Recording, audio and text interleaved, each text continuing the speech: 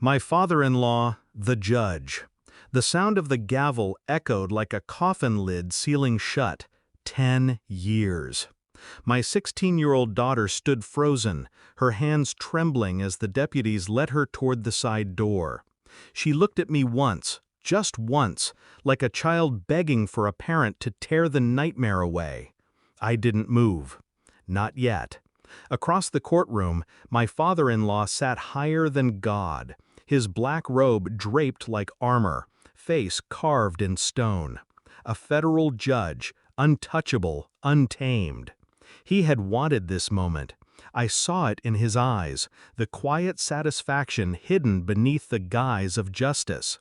My wife didn't argue. Her silence cut sharper than his gavel. Because she knew, and I knew. This wasn't about the crime. My daughter hadn't stolen anything. She hadn't raised a hand against anyone. She was a sacrifice, a message, a punishment meant for me. I sat still as the gallery emptied. Everyone saw a father numbed by shock. They didn't see the storm. They didn't see the calculation sharpening in my silence. What they didn't know was this: I had already begun. Hatred has a long memory. My father-in-law had despised me from the first time his daughter brought me into their home. He never said it outright, but his disdain leaked through every pause, every measured word. You'll ruin her life. You'll never measure up. You don't belong in this family. When my daughter was born, he didn't come to the hospital. When she turned 16, he barely spoke to her. But he watched me. Always me. Waiting. I thought his hatred was pride, an old man's arrogance. But when he pronounced 10 years for a crime my daughter didn't commit, I saw the truth. He wanted her caged to break me. He wanted to prove that everything in my life, my family, my blood, was beneath him, disposable. And my wife, she lowered her eyes. She let him do it.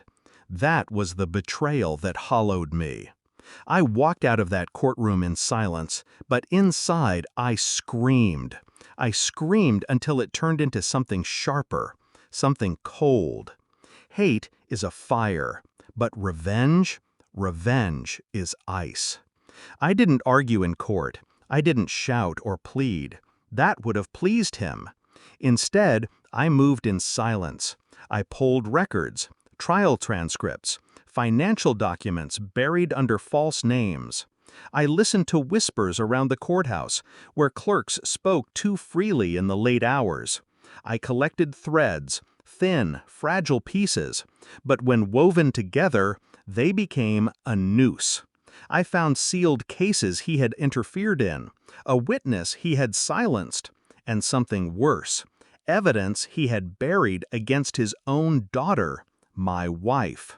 She had committed crimes years ago, before me. He had erased them, rewritten her past so she looked untouchable. He had protected her sins, and in return, she protected his. The realization cracked me. Not once had she raised her voice in my daughter's defense. Not once did she demand fairness, because she was already owned by him, bought, controlled. I held my composure, even as bile rose in my throat.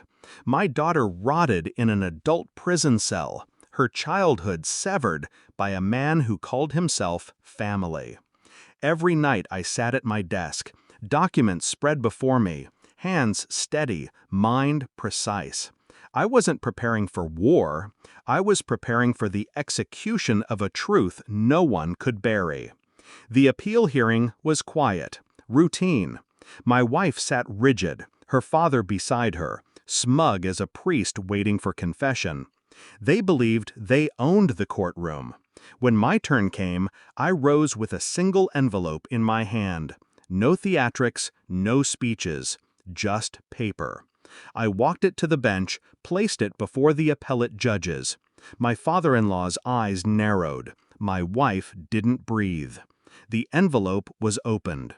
The silence afterward was louder than any gavel. Inside were documents, sealed records, falsified case files, transcripts exposing bias, letters tying both judge and daughter to cover-ups that could end careers. The judges read, their faces drained. My wife's lips trembled. My father-in-law's jaw locked. They both knew what this meant. It wasn't just his reputation at stake. It was hers. The crimes he had buried resurrected in black and white. Her silence in that first trial now looked like complicity. They collapsed in the weight of it, not from the shame, but from the knowledge that I had turned their weapons back against them. I sat down, calm, detached. For the first time, the silence belonged to me. The judges conferred in whispers, voices laced with urgency. I didn't need to hear the words. The damage was already done. I turned my head, slowly, to look at him. The man who had caged my daughter. The man who thought himself untouchable. His eyes met mine. For once, they weren't the eyes of a judge. They were the eyes of a cornered man. I didn't speak. I didn't need to. My silence told him everything. I've stripped you bare. I've taken back the power you thought was yours forever. My wife reached for me with shaking hands. I leaned back, out of reach. There was no confrontation, no shouted rage, just truth laid open in a courtroom where truth was supposed to matter. The bailiff touched his shoulder. A federal judge escorted out, not in triumph, but disgrace. And my wife, she folded into herself, realizing too late that the man she obeyed had dragged her down with him. I didn't smile, I didn't gloat. Revenge doesn't need a face. My daughter would be freed. The appeal would unravel everything.